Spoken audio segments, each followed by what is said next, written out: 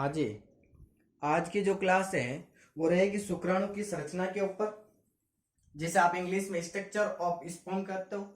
कैसे इसकी संरचना होती है, कौन कौन से इसके भाग है, वो पढ़ेंगे आज। ठीक है, तो सबसे पहले हम शुरू करें कि शुक्राणु की संरचना डायग्राम मैंने आपके सामने पहले बना रखा है। कुछ बेसिक बातें पहले कर लेते हैं, जैसे साइज है, शेप है, जीवन काल कितना होता है, वो बात करते हैं। तो सबसे पहले हम बात करें शुक्राणु की आकृति। आकृति कैसी होती है? तो शुक्राणु की आकृति होती है चम्मच के समान, स्पून लाइक, चम्मच के समान, स्पून के समान दिखाई देता है। दूसरी बात करें इसका आकार, शुक्राणु का जो आकार होता है वो 50 माइक्रोमीटर होता है। दो बिंदु सुनिए आप कि शुक्राणु की जो आकृति है वो चम्मच के समान है और जो आकार है वो होता है 50 माइक्रोमीटर। ठीक है, तीसरी बात करें कि सबसे पहले शुक्राणु को देखने वाले वैज्ञानिक कौन थे? तो देखने वाले जो वैज्ञानिक थे उनका नाम था ल्यूवेनहॉक। वाले वैज्ञानिक थे ल्यूवेनहॉक। समझ रहे हो आप? एक एक बिंदु को ध्यान से सुने आप, ज्यादा हार्ड नहीं है। ठीक है, तो आकृति की बात करें तो चम्मच के समान, आकार की बात करें तो 50 माइक्रोमीटर, और सबसे पहले देखने का काम किया था ल्यूवेनहॉक ने। ठीक है, तीन बातें। और क्या होती है? तो देखो, शुक्राणु का जो जीवन काल है, लाइफ स्पैन, वो कितना होता है? तो यहां पर एक बात समझिए आप, जब नर एक बार शुक्राणु का वीर्य का स्खलन करता है, जब पुरुष एक बार जो वीर्य का स्खलन करता है, तो स्खलन करने के पश्चात, वीर्य के स्खलन के पश्चात, सुनना, वीर्य के स्खलन के पश्चात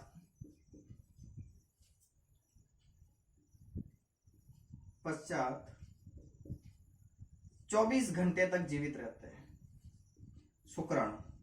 ये बिंदु को ध्यान से सुने कि जब वीर्य का स्खलन हो जाता है तो उसके बाद 24 घंटे तक शुक्राणु जीवित रहते हैं, मतलब इनका लाइफ स्पैन 24 घंटे का होता है। ये बात भी आपको याद रखना है।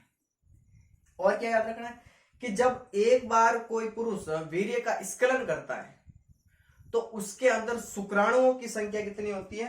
तो उसके अंदर शुक्राणुओं की संख्या होती है 200 से 300 मिलियन तक।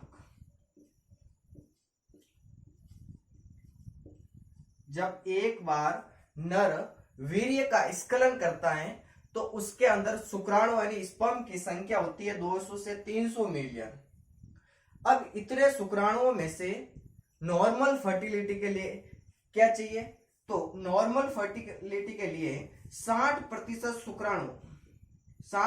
शुक्राणु सामान्य आकार और आकृति के होने चाहिए, नॉर्मल साइज और शेप के, सामान्य आकार व आकृति के होने चाहिए। पहला बिंदु ये याद रखना आपको। दूसरा बिंदु याद रखना है कि 40% शुक्राणु तीव्र गतिशील होने चाहिए। गतिशील होने चाहिए भाई, ये दो चीजें याद रखनी है। और आपको तो ये तो है शुक्राणु की सामान्य बेसिक बातें कि आकृति की पूछे तो चम्मच के समान, आकार पूछे तो 50 माइक्रोमीटर। सबसे पहले देखने का काम किसने किया? तो ल्यूवेनहॉक ने।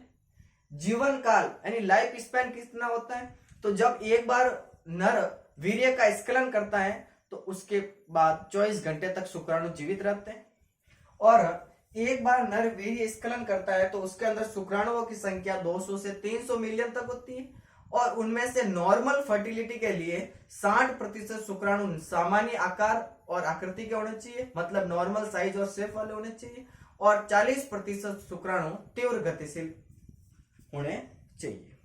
ये तो बेसिक बातें आपको याद रखनी है, मोटी मोटी। ठीक है, अब हम बात करेंगे शुक्राणु की संरचना, स्ट्रक्चर कैसी होती है। तो देखो, शुक्राणु की संरचना आपको बोर्ड के ऊपर आराम से दिखाई दे रही होगी। इस शुक्राणु की संरचना में 4 भाग होते हैं। ठीक है, सबसे ऊपर वाला भाग हेड कहलाता है, बीच वाला नेक, फिर मिडल पीस, और सबसे नीचे वाला भाग होता है टेल। तो शुक्राणु की संरचना की बात करें, स्ट्रक्चर की, तो उस स्ट्रक्चर में 4 भाग दिखाई देते हैं आपको। हेड, मैं रफ कर लूं अब इसको एक बार, ठीक है। हेड, नेक, मिडल पीस और अंतिम भाग आता है टेल, जिसे आप पूंछ कहते हो हिंदी में, ठीक है। तो हम अब बात करते हैं शुक्राणु की संरचना, स्ट्रक्चर की बात करते हैं। तो सबसे पहला बिंदु आता है कि शुक्राणु की संरचना में 4 भाग होते हैं। कौन कौन से होते हैं? एक होता है हेड, दूसरा होता है नेक, ग्रीवा या गर्दन कहते हो आप इसे, तीसरा होता है मिडल पीस, और चौथा होता है टेल, पूंछ भाग। ये शुक्राणु की संरचना के 4 भाग होते हैं। अब हम पढ़ेंगे एक एक के बारे में। तो हम सबसे पहले शुरू करते हैं हेड। हेड यानी सिर भाग को शुरू करते हैं। तो सिर के अंदर क्या होता है, देखो एक बार मैं थोड़ा सा रफ कर लूं, अब एक एक शुरू करते हैं।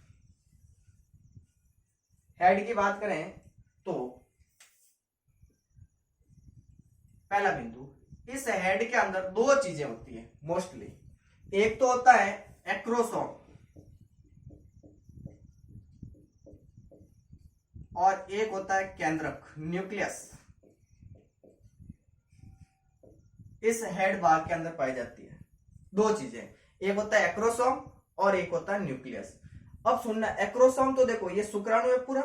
इस शुक्राणु के शीर्ष यानी ऊपर की ओर जो ये कैप लाइक संरचना दिखाई दे रही है आपको, टोपी के आकार की, इस वाली संरचना को कहते हैं एक्रोसोम, ठीक है। और इसके अलावा ये वाली जो संरचना दिखाई दे रही है बीच में, ये वाली, इसको कहते हैं न्यूक्लियस यानी केंद्रक हिंदी में, ठीक है। अब एक एक शुरू करते हैं। तो हेड के अंदर 2 चीजें, एक एक्रोसोम और एक केंद्रक है। अब हम सबसे पहले एक्रोसोम की बात करें। एक्रोसोम जो होता है ये कैप लाइक स्ट्रक्चर होती है, टोपीनुमा संरचना है, कैप लाइक, जिसे आप हिंदी में क्या कहते हो, टोपीनुमा संरचना होती है। और ये एक्रोसोम कहां पाया जाता है, तो ये शुक्राणु के शीर्ष भाग पर पाया जाता है, शीर्ष भाग पर पाया जाता है, ठीक है। सबसे इंपॉर्टेंट बात और क्या होती है कि जो ये एक्रोसोम होता है, इसका निर्माण यानी फॉर्मेशन किससे होता है, तो इस एक्रोसोम का जो निर्माण है वो गोल्जी बॉडी से होता है, गोल्जी काय से।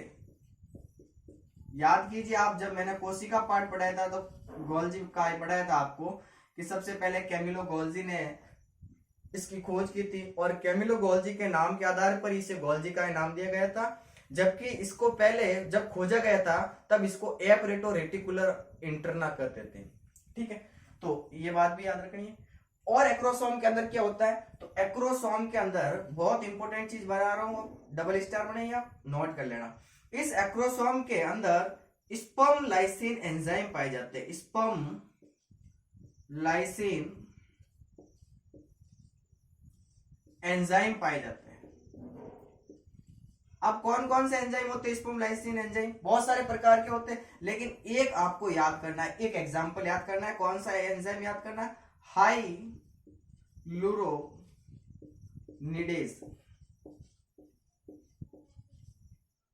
ये एंजाइम एक तो याद करना ही करना है, ये एंजाइम मोस्टली पाया जाता है, स्पर्म लाइसिन एंजाइम। और इन एंजाइम में भी एक एंजाइम का नाम याद रखना है आपको, हाइलुरोनिडेज एंजाइम। अब ये जो स्पर्म लाइसिन एंजाइम होते हैं ये काम क्या करते हैं, तो इनका काम होता है अंडाणु की झिल्ली को गलाना, अंडाणु की झिल्ली को गलाना।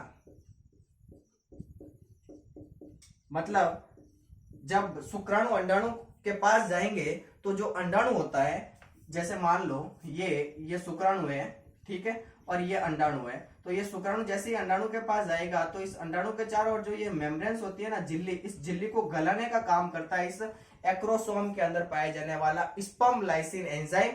और कौन सा एंजाइम, हाइलुरोनिडेज एंजाइम। ये बात भी आपको याद रखनी है। तो ये बातें आपको मोटी मोटी एक्रोसोम में याद रखनी है।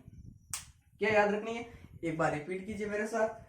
तो एक्रोसोम एक टोपीनुमा या कैप लाइक स्ट्रक्चर होती है जो शुक्राणु के शीर्ष भाग पर पाई जाती है। इसका निर्माण गोल्जी काय यानी गोल्जी बॉडी से होता है, किसका, एक्रोसोम का, ठीक है। इस एक्रोसोम के अंदर स्पर्म लाइसिन एंजाइम पाए जाते हैं जो अंडाणु की झिल्ली को गलाने का काम करते हैं, और कौन सा एक एंजाइम याद रखना है आपको, हाइलुरोनिडेज एंजाइम। ये बातें आपको एक्रोसोम में याद रखनी है। फिर हम दूसरी बात करेंगे न्यूक्लियस यानी केंद्रक की। तो एक बार इसको मैं रफ कर लूं, आपने नोट कर लिया होगा तो रफ कर लेते हैं, ठीक है। तो देखो आगे बात करते हैं केंद्रक यानी न्यूक्लियस की।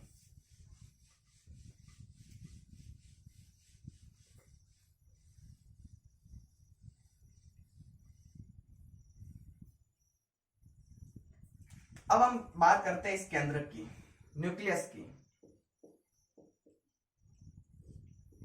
केंद्रक, केंद्रक के अंदर क्या होता है, तो केंद्रक के अंदर आनुवांशिक पदार्थ, जेनेटिक मटेरियल होता है, आनुवांशिक पदार्थ होता है। मोस्टली आप जानते हो आनुवांशिक पदार्थ डीएनए, और कुछ मात्रा में पाया जाता है प्रोटीन। ये बात आपको याद रखनी है कि केंद्रक, इसके अंदर केंद्रक द्रव बहुत कम मात्रा में होते हैं या होते ही नहीं है। तो आपको सीधा सीधा याद रखना है कि जो न्यूक्लियस होता है इस शुक्राणु के अंदर, जो ये केंद्रक होता है, इस केंद्रक के अंदर आनुवांशिक पदार्थ यानी जेनेटिक मटेरियल पाया जाता है, मोस्टली डीएनए होता है, डीएनए और कुछ मात्रा में प्रोटीन पाए जाते हैं। अब आपको एक चीज याद रखनी है कि आपने जेनेटिक्स यानी आनुवांशिकी में पढ़े होंगे युग्मक। युग्मक हमेशा अगुणित होते हैं, हेप्लॉइड होते हैं। जैसे नर के अंदर शुक्राणु बनता है, शुक्राणु अगुणित होता है। महिला के अंदर अंडाणु बनता है, अंडाणु भी अगुणित होता है। तो जो गैमेट होते हैं यानी युग्मक, वो हमेशा अगुणित होते हैं, हेप्लॉइड होते हैं। जब शुक्राणु और अंडाणु आपस में मिलते हैं, यानी दो चीजें हेप्लॉइड है वो आपस में मिलती है, तब बच जाकर बनता है डाइप्लॉइड जाइगोट यानी द्विगुणित युग्मनज बनता है।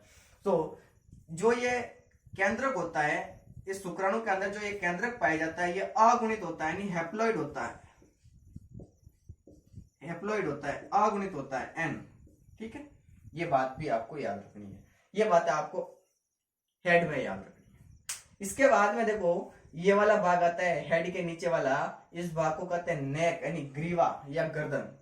इस नेक के अंदर अब क्या होता है वो चीजें आपको पढ़नी है। तो आगे चले नेक को शुरू करते हैं। तो देखो नेक में आपको क्या क्या याद रखना है वो बातें शुरू करें।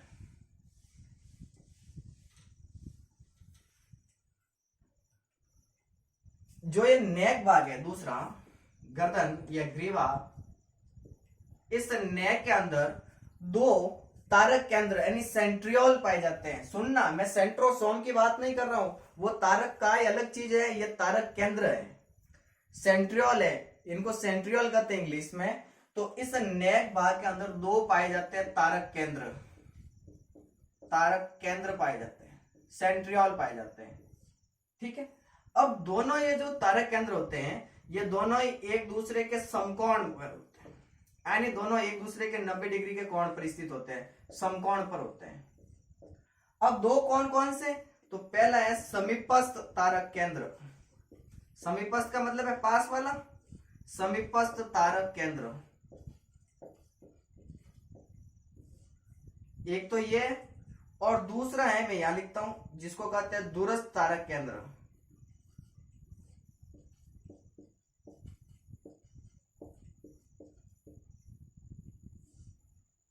ठीक है,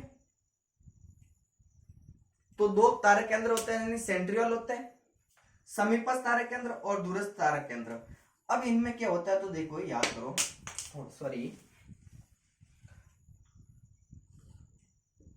जो ये समीपस्थ तारक केंद्र है, ये निषेचन के बाद अंडाणु को दिया जाता है। सुनना एक बात, ये निषेचन होगा यानी फर्टिलाइजेशन होगा, उस समय ये किसको दिया जाता है, अंडाणु को दिया जाता है, यानी ओवम को दिया जाता है। क्यों दिया जाता है, क्योंकि आगे चलकर विदलन की क्रिया यानी क्लीवेज, जिसे आप इंग्लिश में क्या कहते हो विदलन को, क्लीवेज, इस विदलन की क्रिया को चालू कर सके। बहुत इंपॉर्टेंट है कि समीपस्थ तारक केंद्र निषेचन के पश्चात अंडाणु यानी ओवम को दिया जाता है, ताकि ये आगे चलकर किसकी क्रिया को प्रेरित करे, विदलन यानी क्लीवेज की क्रिया को प्रेरित करे। आगे एक टॉपिक आएगा विदलन, तब मैं आपको इसके बारे में और बताऊंगा। ठीक है, बस अभी इतना याद रखना है। दूसरा है जो दूरस्थ तारक केंद्र, ये क्या करता है, ये आगे चलकर अक्षीय तंतु यानी एक्सियल फिलामेंट, अक्षीय तंतु का निर्माण करता है, एक्सियल फिलामेंट्स का निर्माण करता है। देखो ये डायग्राम में आप देख रहे हो कि ये जो नेक भाग है इसके अंदर दो ये सेंट्रियोल्स पाए जाते हैं, यानी तारक केंद्र पाए जाते हैं। समीपस्थ यानी जो पास वाला है, सिर के पास वाला है, ये निषेचन के बाद अंडाणु को दिया जाता है, यानी ओवम को दान में दिया जाता है। क्यों? क्योंकि आगे चलकर विदलन यानी क्लीवेज की क्रिया शुरू हो। जबकि ये जो दूरस्थ तारक केंद्र है जो थोड़ा दूर है, ये क्या करता है कि आगे चलकर, देखो मैंने इसके अंदर ब्लू पेन से कुछ ऐसे लाइनें बनाई थी, इनको कहते हैं एक्सियल फिलामेंट, अक्षीय तंतु। इनको बनाने का काम करता है दूरस्थ तारक केंद्र, यानी एक्सियल फिलामेंट्स का निर्माण करता है, अक्षीय तंतुओं का। और ये अक्षीय तंतु इस नेक भाग से शुरू होते हैं और टेल तक होते हैं, मतलब पूरे यहां से शुरू होकर टेल तक जाते हैं अक्षीय तंतु। तो ये बात आपको नेक में याद रखनी है। क्या याद रखनी है? कि दो तारक केंद्र होते हैं, एक दूसरे के समकोण पर होते हैं, यानी दोनों एक दूसरे के 90 डिग्री कोण पर स्थित होते हैं। समीपस्थ तारक केंद्र निषेचन के दौरान अंडाणु को दिया जाता है ताकि आगे चलकर विदलन प्रारंभ हो, और दूरस्थ तारक केंद्र आगे चलकर अक्षीय तंतु यानी एक्सियल फिलामेंट्स का निर्माण करता है। ये बात भी आपको याद रखनी है। ठीक है, आगे चले तो आगे चलते हैं। तो तीसरा भाग आता है मिडल पीस, मध्य खंड। इसमें क्या होता है तो वो अब पढ़ते हैं, इसको एक बार रफ कर ले, आगे शुरू करते हैं। मध्य भाग, मिडल पीस।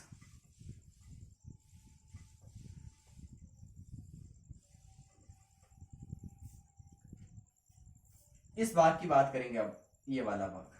इसमें इंपॉर्टेंट बातें और आएगी जो आपको ध्यान से सुननी है। मिडल पीस, मध्य भाग, इसमें क्या क्या होता है तो सुनो। इसमें पहली चीज तो मैंने अभी आपको बताई कि दूरस्थ तारक केंद्र से क्या निकलेंगे, अक्षीय तंतु, जो यहां से निकलकर यानी ग्रीवा से निकलकर कहां तक फैले हुए, पूंछ तक, तो इसके अंदर अक्षीय तंतु तो हो गए होंगे। ये बात तो आपको याद रखनी है। तो इसमें पहली चीज तो पाई जाती है कि अक्षीय तंतु पाए जाते हैं, इसमें एक्सियल फिलामेंट्स पाए जाते हैं, अक्षीय तंतु पाए जाते हैं। दूसरी चीज इसके अंदर इंपॉर्टेंट है, इसके अंदर माइटोकॉन्ड्रिया पाए जाते हैं। क्या पाए जाते हैं? माइटोकॉन्ड्रिया। सुनना, माइटोकॉन्ड्रिया, ये भी मैंने पहले पढ़ा रखा है। माइटोकॉन्ड्रिया जिसे आप कोशिका का शक्तिग्रह कहते हो, ये जो माइटोकॉन्ड्रिया है ये शुक्राणु के इस मिडल पीस के अंदर पाए जाते हैं, मतलब मध्य भाग के अंदर। अब सुनना, जो शुक्राणु के अंदर माइटोकॉन्ड्रिया पाए जाते हैं वो सांप की तरह होते हैं, यानी सर्पिल होते हैं। देखिए आप, जैसे ये माइटोकॉन्ड्रिया एक है, ये दूसरा है, ये तीसरा है, ऐसे करके ये जो माइटोकॉन्ड्रिया है ये ऐसे राउंड में होते हैं, सर्पिल रूप में होते हैं। डायग्राम में आप देख रहे हो, ये जो मैंने रेड पेन से बनाए हैं ये सारे के सारे माइटोकॉन्ड्रिया है, ये सर्पिल क्रम में पाए जाते हैं। ठीक है, जो ये माइटोकॉन्ड्रिया है ये सर्पिल क्रम में पाए जाते हैं। ये क्या है? ये माइटोकॉन्ड्रिया कौन से रूप में पाए जाते हैं? सर्पिल रूप, यानी सांप की तरह फैले हुए हैं, सर्पिल रूप में पाए जाते हैं। इस प्रकार ये जो माइटोकॉन्ड्रिया सर्पिल रूप में फैले हुए हैं, इस संरचना को कहते हैं निबैन कर्ण। निबैन कर्ण बहुत इंपॉर्टेंट है, सुनना कि माइटोकॉन्ड्रिया की ये जो सर्पिल स्थिति है इसको कहते हैं निबैन कर्ण। देखिए मैंने ये ब्लू पेन से यहाँ पर लिखा है निबैन कर्ण। सुनना, बहुत इंपॉर्टेंट बात है, यहाँ पर कंफ्यूजन होगा कि मिडल पीस के अंदर जो माइटोकॉन्ड्रिया है वो आपस में सर्पिल रूप यानी एक सांप की तरह ऐसे राउंड में पाए जाते हैं, इनको निबैन कर्ण कहते हैं, निबैन कर्ण। और आपको पता है कि जहां पर माइटोकॉन्ड्रिया है मतलब ये ऊर्जा प्रदान करेंगे, शुक्राणुओं को क्या प्रदान करते हैं? ये ऊर्जा प्रदान करते हैं। ये बात भी याद रखनी है आपको, इंपॉर्टेंट है माइटोकॉन्ड्रिया वाली बात, डबल स्टार बनाओ इसको ऐसे, ये निबैन कर्ण वाली चीज याद करनी। और मिडल पीस के अंदर क्या होता है तो सुनिए, मिडल पीस के अंदर देखो, आप देख रहे हो इस डायग्राम में मैंने रेड पेन से कुछ डॉट डॉट बनाए इसकी झिल्ली के पास में, ये वाले, ये क्या है? ये कोशिका द्रव है, कुछ मात्रा में कोशिका द्रव पाया जाता है। ठीक है, सुनना, इस मिडल पीस के चारों ओर कुछ मात्रा में जो कोशिका द्रव है, ये क्या है? कोशिका द्रव यानी साइटोप्लाज्म है, ये कोशिका द्रव पाया जाता है। इसको कहते हैं मैन चेट। क्या कहते हैं टापरो? मैन चेट। मैं लिख लू यहाँ पर कि इस मिडल पीस के अंदर कुछ मात्रा में क्या पाया जाता है, कोशिका द्रव यानी साइटोप्लाज्म, जिसे आप इंग्लिश में कहते हो। ये जो कोशिका द्रव पाया जाता है इसको कहते हैं मैनचेट।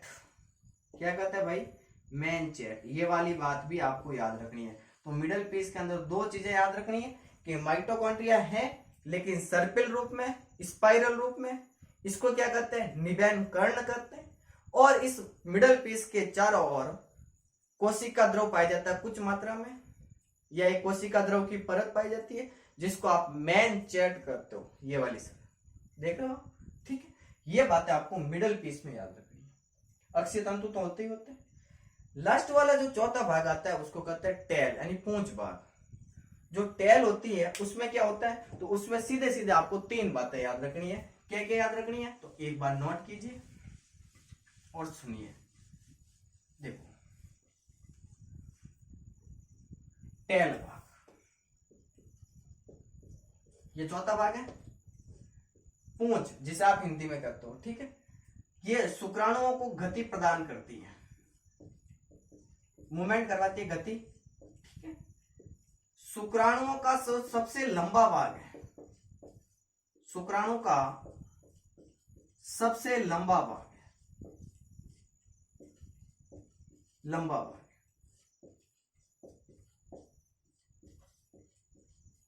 ठीक है। और क्या है, तो ये शुक्राणु को घुमाने यानी मूवमेंट करवाने में सब में यही काम करती है। लेकिन एक चीज और भी है कि मानव शुक्राणु के अंदर ही पूंछ पाई जाती है। बाकी आप सोच रहे हो कि जितने भी जीव है उन सब जीवों के शुक्राणु के अंदर पूंछ होगी क्या, तो ये कोई जरूरी नहीं है, ठीक है। जैसे इसका एक एग्जांपल है, आपने सुना होगा राउंड वर्म, गोल कृमि, राउंड वर्म, विज्ञान की भाषा में एस्केरिस कहते हो। इसके अंदर टेल नहीं पाई जाती यानी पूंछ नहीं पाई जाती है। एस्केरिस नर और मादा, इनके अंदर जो शुक्राणु होता है उसके अंदर टेल नहीं पाई जाती है, नहीं पाई जाती है। ये बात आपको याद रखनी है। तो आज की क्लास में हमने जो शुक्राणु की संरचना पढ़ी है, इसमें हमने क्या क्या पढ़ा है, तो एक बार आप ध्यान से सुने। जो आज पढ़ा है उसको मैं एक बार रिपीट कर लेता हूं, फिर आपको नोट कर लेना एक एक चीजें, ठीक है। तो सबसे पहले हमने कहा कि जो शुक्राणु है इनको सबसे पहले देखने का काम किया था ल्यूवेन हॉक ने। इनकी जो आकृति होती है वो चम्मच के समान होती है यानी स्पून लाइक होती है। इनका जो आकार होता है वो 50 माइक्रोमीटर होता है। इनका जो जीवन काल है शुक्राणुओं का यानी स्पर्म का, वो स्खलन के यानी वीर्य का जब स्खलन होता है तो उसके बाद 24 घंटे तक उनका जीवन काल होता है। और जब पुरुष एक बार वीर्य का स्खलन करता है तो वो लगभग 200 से 300 मिलियन शुक्राणुओं को छोड़ता है। अब उनमें से नॉर्मल फर्टिलिटी के लिए 60% शुक्राणु सामान्य आकार एवं आकृति के होने चाहिए और 40% शुक्राणु तीव्र गतिशील होने चाहिए, ठीक है। ये बात आपको याद रखनी है। फिर हमने कहा कि जो शुक्राणु है, इस शुक्राणु की संरचना में 4 भाग होते हैं, हेड, नेक, मिडल पीस और टेल। हेड भाग, इसमें 2 चीजें, ऊपर वाली जो संरचना है कैप लाइक, इसको कहते हैं एक्रोसोम, और नीचे है केंद्रक, न्यूक्लियस। तो इस हेड भाग के अंदर 2 चीजें होती है, एक एक्रोसोम और एक केंद्रक। एक्रोसोम में क्या याद रखना है कि ये कैप लाइक संरचना होती है, टोपीनुमा संरचना होती है, जो शुक्राणु के शीर्ष भाग पर पाई जाती है। इस एक्रोसोम का जो निर्माण है वो हमेशा गोल्जी बॉडी करती है, गोल्जी काय करती है। और इस एक्रोसोम में और क्या याद रखना है कि इस एक्रोसोम के अंदर स्पर्म लाइसिन एंजाइम पाए जाते हैं। कौन से एक एंजाइम का नाम याद रखना है आपको, हाइलुरोनिडेज एंजाइम। ये स्पर्म लाइसिन एंजाइम अंडाणु की झिल्ली को गलाने का काम करते हैं। ये बात आपको एक्रोसोम में याद रखनी है। दूसरा भाग आता है केंद्रक, न्यूक्लियस। इसके अंदर जेनेटिक मटेरियल पाया जाता है यानी आनुवांशिक पदार्थ, मोस्टली डीएनए और कुछ मात्रा में प्रोटीन पाया जाता है। और ये जो न्यूक्लियस होता है स्पर्म का, ये हैप्लॉइड होता है यानी शुक्राणुओं का जो केंद्रक है वो अगुणित होता है। क्योंकि आपको पता है कि जो युग्मक होते हैं वो हमेशा कैसे होते हैं, अगुणित होते हैं, हैप्लॉइड होते हैं। तो स्पर्म भी क्या है, एक गैमेट है यानी युग्मक है। फिर हमने पढ़ा नेक भाग। नेक भाग के अंदर 2 सेंट्रियोल पाए जाते हैं यानी तारक केंद्र पाए जाते हैं। दोनों तारक केंद्र एक दूसरे के समकोण पर होते हैं। एक समीपस्थ तारक केंद्र होता है जो निषेचन के दौरान अंडाणु को दिया जाता है, ओवम को दिया जाता है, ताकि आगे चलकर क्लीवेज की क्रिया प्रारंभ हो, इनिशिएट हो, ठीक है, विदलन की क्रिया प्रारंभ हुई। दूसरा है दूरस्थ तारा केंद्र। दूरस्थ तारा केंद्र क्या करता है, अक्षीय तंतु यानी एक्सियल फिलामेंट्स का निर्माण करता है। ये बात आपको नेक में याद रखनी है। तीसरा भाग आता है मिडल पीस, मध्य खंड। मिडल पीस के अंदर क्या होता है कि इसके अंदर माइटोकॉन्ड्रिया पाए जाते हैं और जो इसको ऊर्जा प्रदान करते हैं। मिडल पीस के अंदर जो माइटोकॉन्ड्रिया है ये सर्पिल क्रम में पाए जाते हैं, यानी स्पाइरल रूप में पाए जाते हैं। और ये माइटोकॉन्ड्रिया जो इस प्रकार से व्यवस्थित है, इस संरचना को कहते हैं निबेन कर्म। क्या कहते हैं, निबेन कर्म। और क्या याद रखना है, तो इस मिडल पीस के चारों ओर पतली कोशिका द्रव की एक परत पाई जाती है, इसको कहते हैं मेन चेट। क्या कहते हैं भाई, मेन चेट। ये बात भी याद रखनी है। और एक बात तो आपको पता है कि नेक से जो एक्सियल फिलामेंट निकले हैं ये नेक से लगाकर टेल तक फैले हुए हैं, तो अक्षीय तंतु भी इसमें पाए जाते हैं। ठीक है, टेल में आपको याद रखना है कि इसमें अक्षीय तंतु पाए जाते हैं। शुक्राणुओं को गति और घुमाने का काम टेल करती है। शुक्राणुओं का जो सबसे लंबा भाग है वो पूंछ होती है। हालांकि सभी जीवों के अंदर ये नहीं है कि सभी जीवों के अंदर शुक्राणु के अंदर टेल होगी यानी पूंछ होगी। इसका एक एग्जाम्पल आपको याद रखना है, गोलकृमि या राउंड वर्म, जिसे आप विज्ञान की भाषा में एस्केरिस कहते हो, उसके अंदर टेल नहीं पाई जाती है। ठीक है, आज की क्लास के लिए धन्यवाद। आगे मिलेंगे नेक्स्ट क्लास में मादा जनन तंत्र के साथ। धन्यवाद।